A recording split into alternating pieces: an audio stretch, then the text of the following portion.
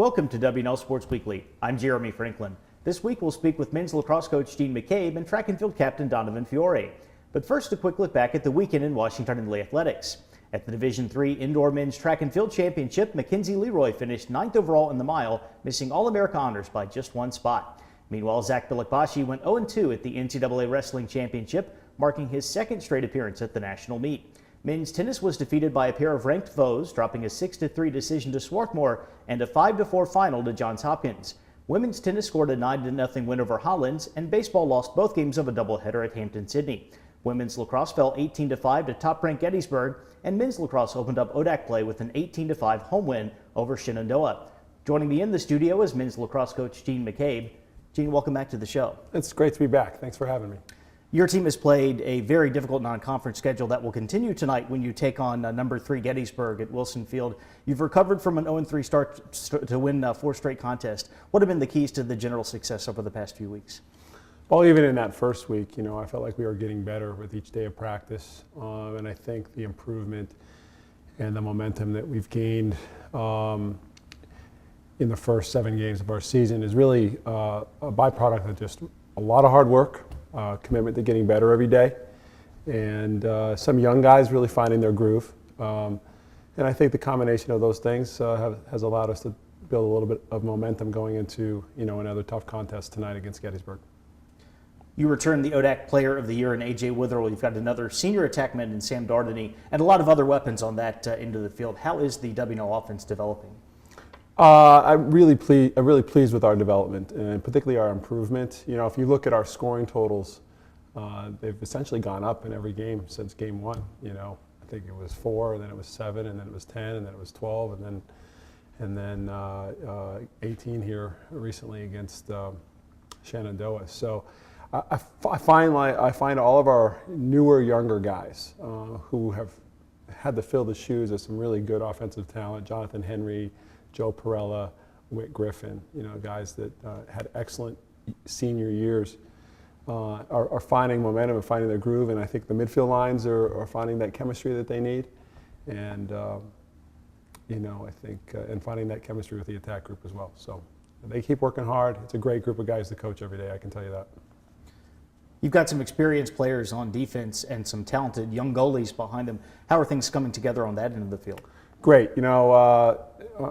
I think that one of the things that we saw in the fall was a group of guys that were determined to get better. I think that everybody kind of has a chip on our shoulder after the 17th season, and we saw that commitment to playing more fundamentally sound, to really grow that defensive team chemistry, to get better at some key concepts.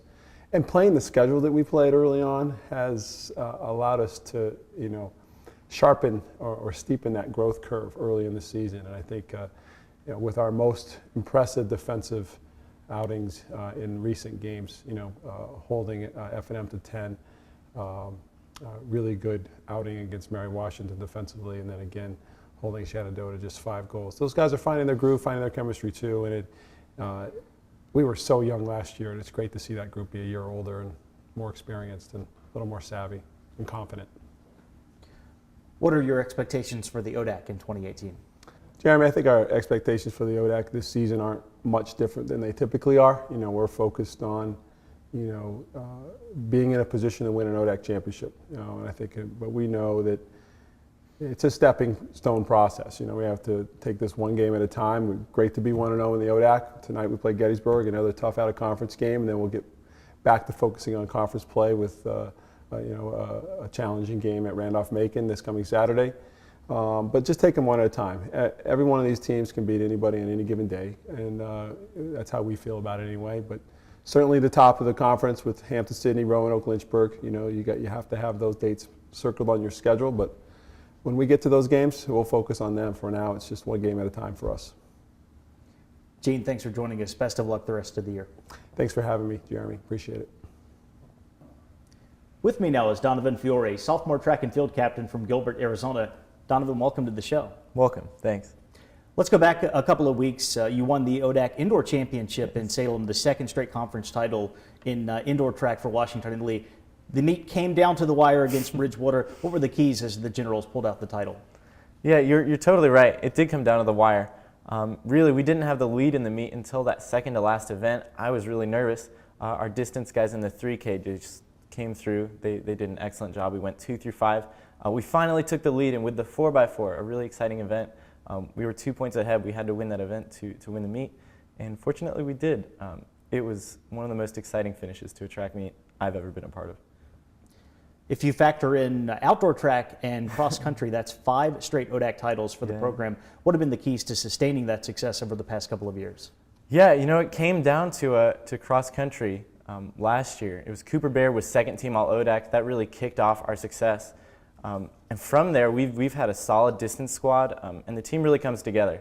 It's not one aspect of the team really dominating. Everybody comes together. Everybody scores points. We've been very fortunate to have phenomenal coaching as well. And with that extra effort, we've come through, and it looks like our success is going to keep on coming. So stay tuned for future years. You were named a team captain as a sophomore. What does that leadership role mean to you? That leadership role means an incredible amount to me.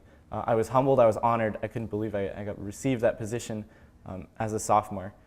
Right now, I try to do my best. I don't let my grade or my age determine my influence on the team. I instead try to influence with my actions, with my thoughts. The leadership role means so much to me. I try to be the best I can every day. The Generals open up the outdoor season with the W&L Carnival this weekend. What's the scoop on the Generals' big home event? It's going to be so fun. Everybody should come out and watch. Outdoor is always a really exciting time. Everybody looks forward to switching from the small indoor tracks to a much larger outdoor. We are all very excited, and hopefully the weather stays clear, but it should be a fun time either way. Donovan, thanks for joining us. Good luck during the outdoor season. Thank you. Yeah. It's time now for a look at the upcoming weekend. The men's and women's track and field teams begin the outdoor season by hosting the W&L Carnival on Friday and Saturday. Men's and women's golf will travel to Georgia for the Jekyll Island Invitational. On Saturday, baseball visits Virginia Wesleyan for an ODAC doubleheader. Women's lacrosse plays host to Catholic, and men's lacrosse hits the road to face Randolph-Macon. Men's tennis will take on Mary Washington in Lexington, while women's tennis heads to Fredericksburg for the Blue-Gray Invitational. The Generals will meet MIT on Saturday, followed by a matchup with Bates on Sunday. For W&L Sports Weekly, I'm Jeremy Franklin. Thanks for watching.